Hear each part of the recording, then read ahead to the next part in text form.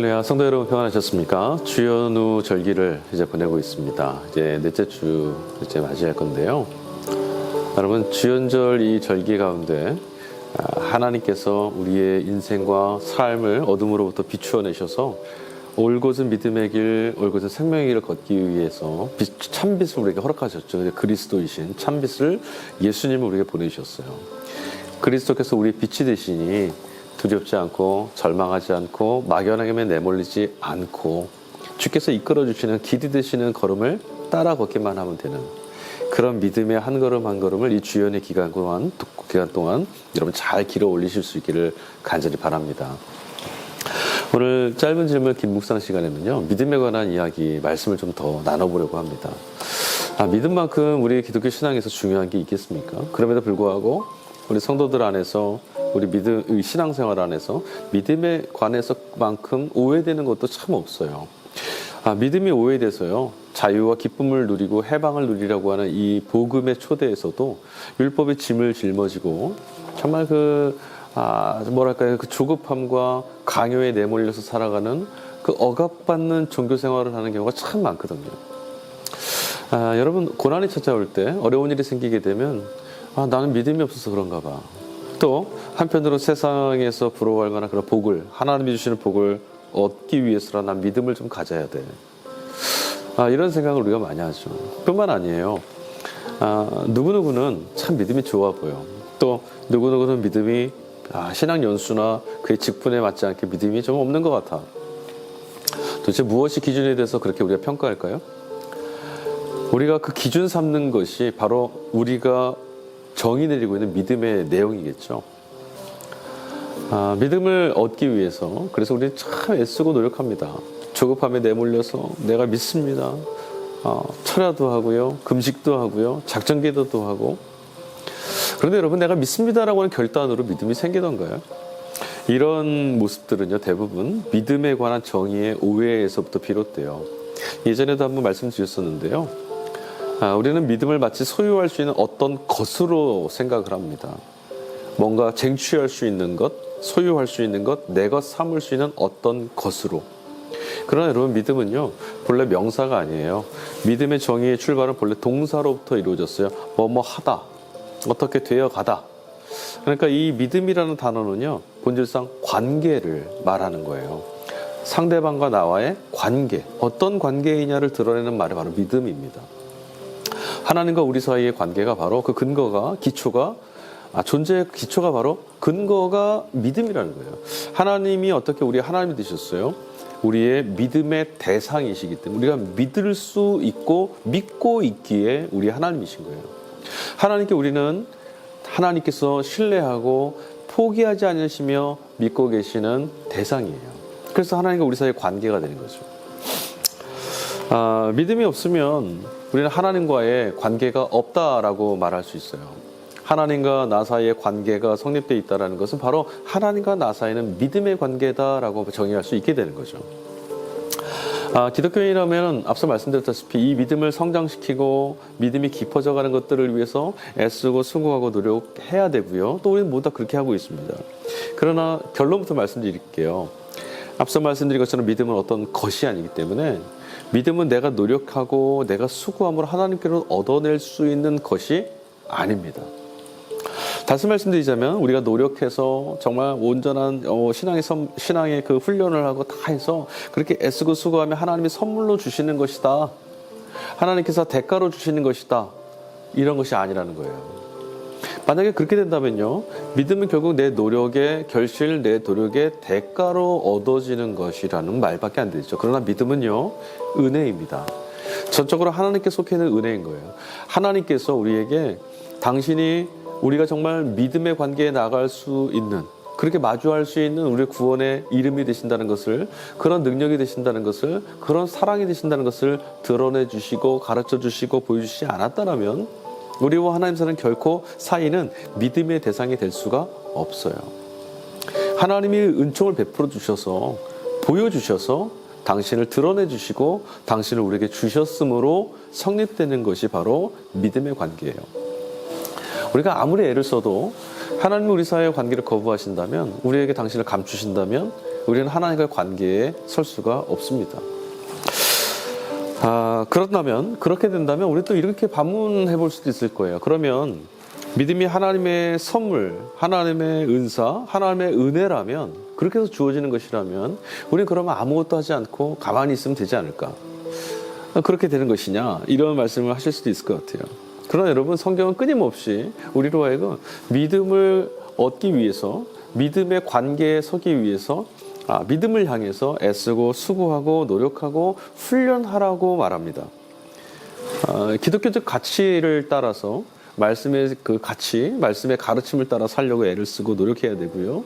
또 말씀이 우리를 깨닫게 하시는, 그 깨닫게 하여 주시고 보여주시는 삶을 발견하기 위해서 말씀 공부도 우리는 해야 돼요. 그런데 지금 말씀드렸던 것처럼 인간의 노력에 의해서 성취되는 것이 아니라면 왜 굳이 믿음을 얻기 위해서 우리가 훈련해야 되느냐, 이런 질문을 할 수 있겠죠. 그런데 여러분, 물론 인간의 노력으로 믿음을 얻는 것은 아니지만 우리가 기도하고 말씀을 배우고 애쓰고 살아가는 것은, 또 하나님께 온 힘을 기울이면서 하나님을 알고자 애쓰며 달려가는 것은 앞서 말씀드린 믿음의 정의에 부합합니다. 왜 그렇죠? 믿음은 관계라고 했잖아요.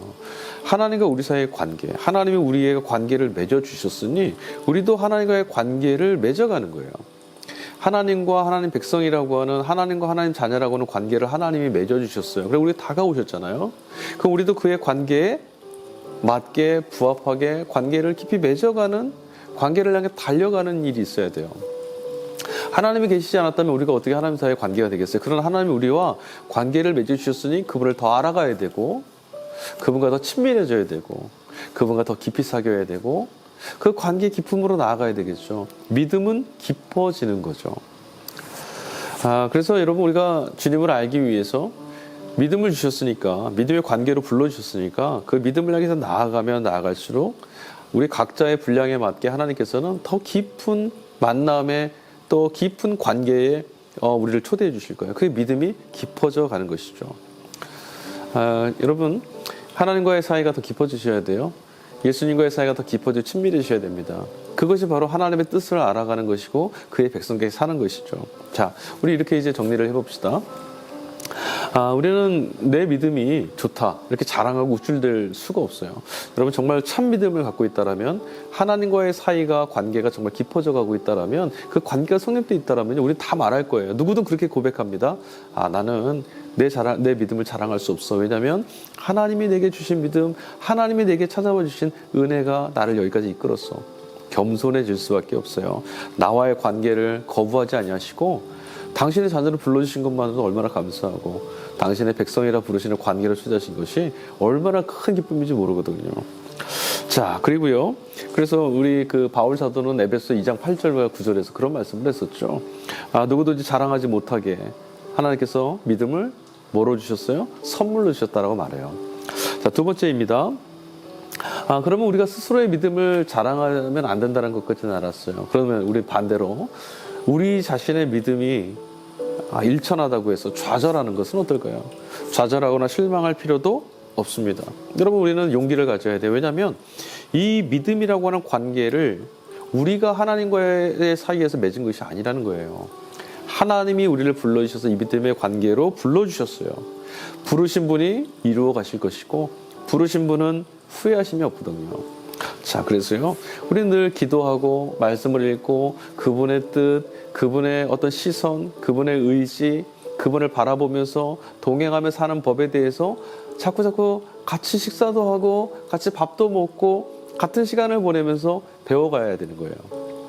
그때가 되면, 주님의 때가 이르렀을 때 말씀드렸잖아요. 우리 각 사람의 분량에 맞는 믿음을 허락해 주실 거예요. 관계를 맺어 주실 거예요.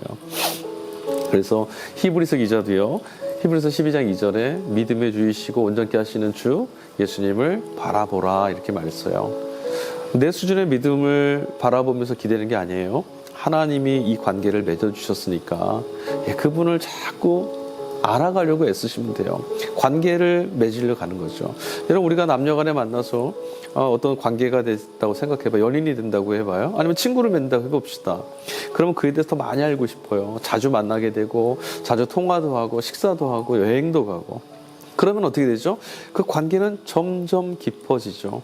점점 깊어질 때 우리 뭐라 말하냐면 믿음의 대상, 믿는 사이, 믿을 만한 친구, 이렇게 말하잖아요. 세 번째입니다. 우리의 작은 믿음 어떤가요? 지금 각 사람에 맞는 분량에 따름이라고 주신다고 하셨는데, 어떤 사람의 믿음과 내 믿음을 비교하면 될까요? 안 됩니다. 우리는 작다고 말하지만 각 사람의 분량만큼이에요. 1달란트가 필요한 사람이 있고요, 2달란트가 필요한 사람이 있어요. 주님이 보실 때 우린 모두 그 앞에 똑같아요. 그분의 백성이잖아요. 그래서 우리의 각자에게 주어진 믿음, 그것이 아무리 작은 것이라 할지라도 하나님은 그것을 크게 쓰세요. 예수님이 말씀하셨습니다. 너에게 진실로 진실로 너에게 이르노니 너에게 믿음이 겨자씨 하늘만큼만 있어도 이 산을 명하여 여기에서 저기로 옮겨지라 하면 옮겨질 것이요, 또 너희가 못할 것이 없을 것이다. 여러분, 하나님이 우리를 불러주셨습니다. 하나님이 우리를 정말 신뢰해 주셨죠. 하나님이 우리의 어떤 능력이나 이런 것이 아니라 당신과의 관계로 불러주셨어요. 그게 하나님의 믿음이에요. 이제 우리는 그 믿음에 응답해서 하나님 앞에 나아갑니다. 하나님의 백성이 될 거고요, 하나님의 자녀가 될 거예요. 하나님이 우리를 그렇게 불러주셔서 더 친절함으로 불러주셨으면 더 깊음으로 나가는, 더 친밀한 관계, 더 사랑하는 관계가 될 겁니다. 그 관계가 바로 하나님을 향한 우리의 믿음의 관계라는 것이죠. 그리스도인들의 믿음은 결국 성화로 이어질 수밖에 없어요. 성화, 그리스도를 닮아서 거룩하게 변화되어가는 것, 즉 하나님과의 사랑의 관계로 들어가는 것.